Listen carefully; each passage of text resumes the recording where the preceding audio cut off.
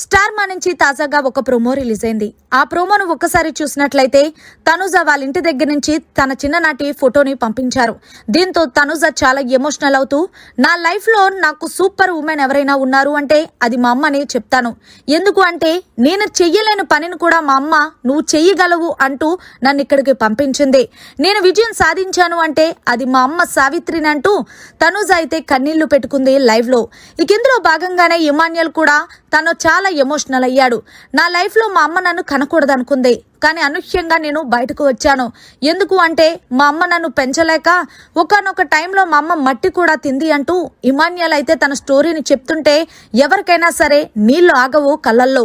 So ఇందులో భాగంగానే నాకు సూపర్ హీరో ఎవరైనా ఉన్నారు అంటే అది మా అన్నయ్యనే చెప్తాను. ముఖ్యంగా నాతో 5 ఇటుకలు మోయిస్తే వాడు 15 ఇటుకలు మోసేవాడు అంటూ వాళ్ళ అన్న గురించి చాలా గొప్పగా చెప్పుకొచ్చాడు. ఇక అలాగే చివరిసారిగా అయితే పవన్ కళ్యాణ్ చాలా ఎమోషనల్ అయ్యాడు లైవ్ లో. పవన్ కళ్యాణ్ తన ఏదైతే చిన్నప్పుడు తన హాస్టల్లో జాయిన్ చేశారో ఆ స్టోరీ చెప్తూ ఫుల్ ఎమోషనల్ అయ్యాడు. చిన్నప్పుడు నేను వద్దు వద్దు అన్నా మా నాన్న నన్ను తీసుకెళ్లి హాస్టల్లో జాయిన్ చేశాడు.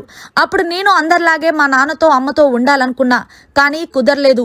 పైగా ఆ హాస్టల్లో ఎవరైతే ఉన్నారో నా ఫ్రెండ్స్ అందరికీ వాళ్ళ అమ్మ నాన్న ప్రతి వారం చూడటానికి వచ్చేవారు, కానీ మా అమ్మ నాన్న వచ్చేవారు కాదు.